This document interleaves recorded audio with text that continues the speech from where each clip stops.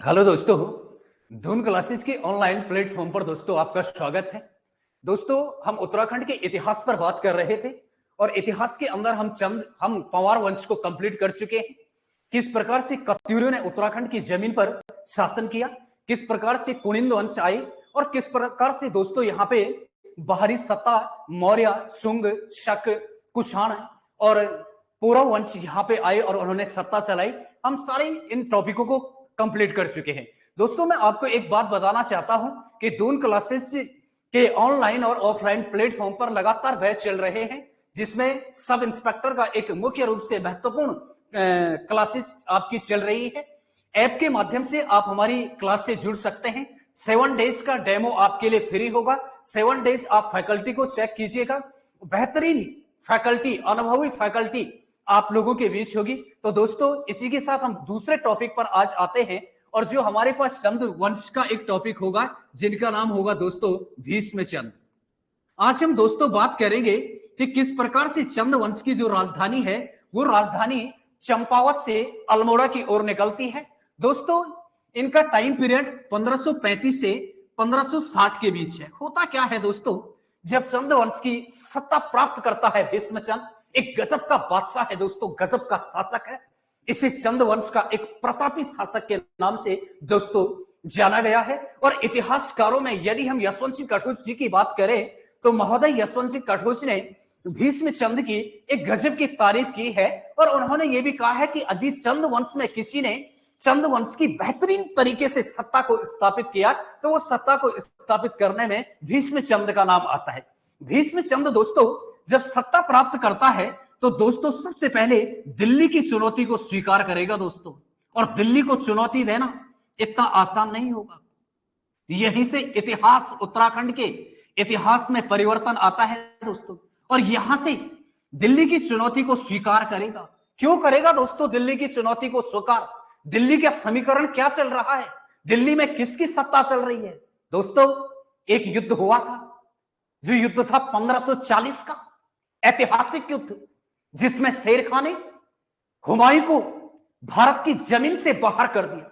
और जब भारत की जमीन से चौसा के युद्ध में बाहर कर देता है, हुमायूं ईरान की तरफ निकल जाता है। विकट परिस्थितियों में 15 साल का निर्वासित जीवन व्यतीत करता है।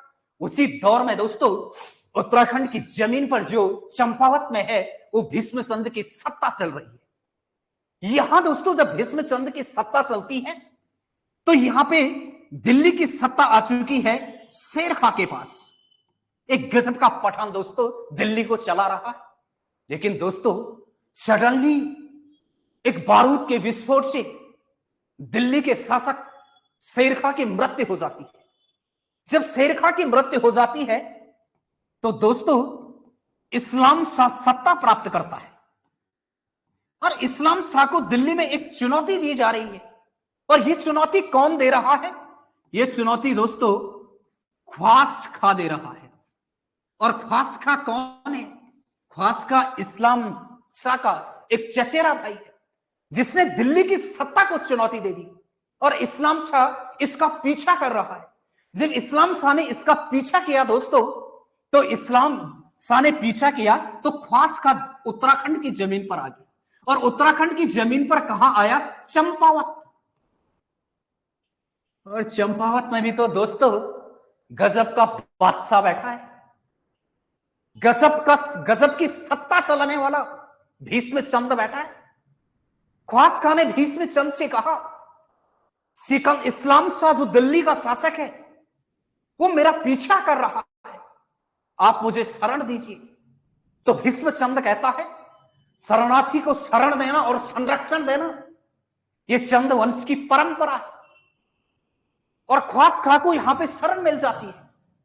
जब इस्लाम शाह का मैसेज आता है भीष्मचंद को कि आप इस ख्वास खां को उत्तराखंड से बाहर कर दीजिए, इसको दिल्ली सौंप दीजिए। लेकिन दोस्तों इस्लाम शाह दिल्ली की चुनौती को स्वीकार करता है। सॉरी, भीष्मचंद दिल्ली की चुनौती को स्वीकार करता है और जो इस्लाम चंद है इसके लिए युद्ध का निमंत्रण करता है और कहता है, शरणार्थी का साथ देना यह चंद वंश की परंपरा है।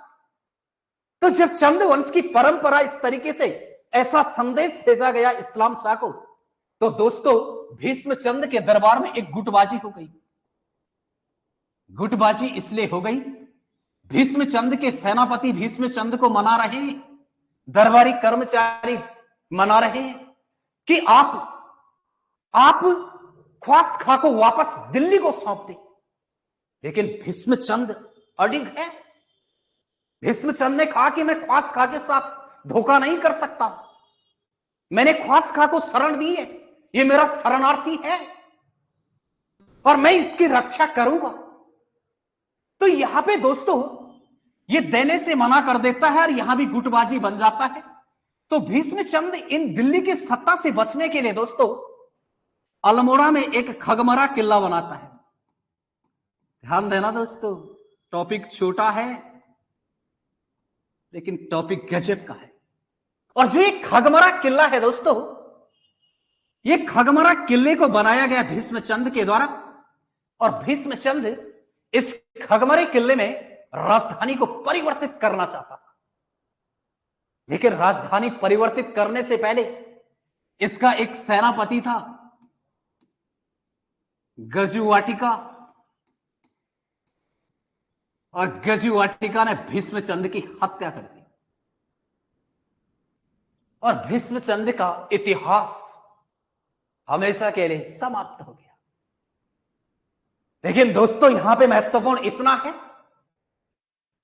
इतिहासकारों का मानना है कि ख्वास खा का पीछा करते करते हेमू आ रहा था, जिसने अकबर से पानीपत का दूसरा युद्ध लड़ा।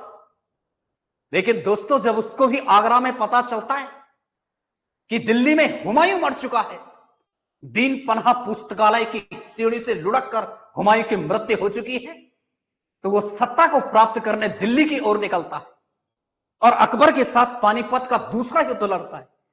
यदि दोस्तों हुमायूं यहां पे आता तो चंदवंश तहस नहस हो जाता, चंदवंश हमेशा के लिए समाप्त भी हो सकता था, उत्तराखंड के इतिहास में बड़ा परिवर्तन आ जाता। क्योंकि हेमू ने अपने जीवन में 24 युद्ध लड़े और 24 युद्धों में से 23 युद्धों में जीत प्राप्त की, एक गजब का योद्धा था। तो दोस्तों अल्मोड़ा राजधानी परिवर्तित करना चाहता था कौन? भीष्म चंद। लेकिन राजधानी परिवर्तित करने से पहले दोस्तों इसकी मृत्यु हो गई। अब इसके बाद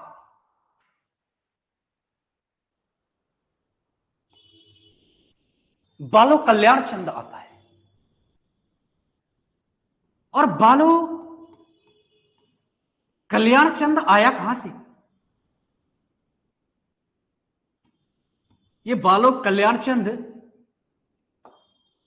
दोस्तों नेपाल से आता है।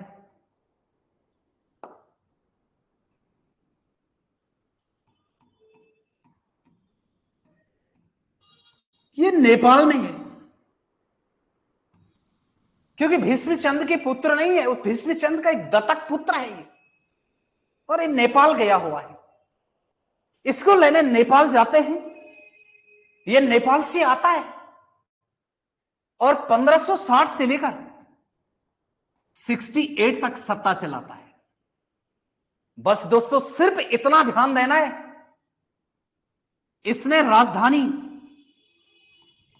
चंपावत से अल्मोड़ा परिवर्तित की।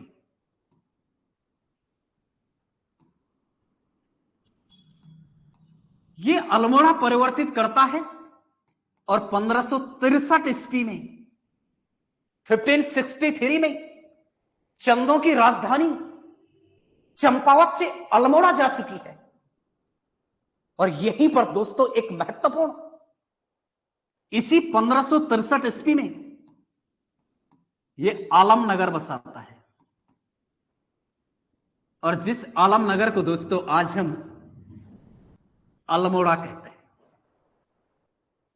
बस दोस्तों यहां इतने, इसके अलावा इन दो शासकों में आपने कहीं भी कुछ पढ़ने की आपको आवश्यकता नहीं है। 2-3 टॉपिक हैं, जो टॉपिक जहां से प्रश्न बनते हैं आज तक बनते हुए आए हैं। और प्रश्न किस तरीके से बनते हैं दोस्तों? कथन और कारण में प्रश्न बनते हैं। और कथन और कारण में क्या प्रश्न बनेंगे? कथन और कारण में यह प्रश्न बनेगा कि अल्मोड़ा में खगमरा किले में भीष्मचंद्र राजधानी परिवर्तित करना चाहता था, यह कथन में होगा। और बालोक कल्याण चंद के द्वारा चंपावत से अल्मोड़ा राजधानी परिवर्तित की गई। क्वेश्चन ऑप्शन आएगा, कथन सही है, कारण गलत है, कथन और कारण दोनों सही है, केवल कथन सही है या केवल कारण सही है। इस तरीके से आपके पास यहां से प्रश्न आएगा। तो छोटा टॉपिक था दोस्तों आज, इसी तरीके से ऑनलाइन आपको मैटर दिया जाएगा। और दोस्तों यदि आपको क्लास अच्छी लगी तो दोस्तों दूसरों को शेयर कीजिएगा। कल फिर दूसरे टॉपिक के साथ हम आपके बीच होंगे। थैंक यू दोस्तों। Damn.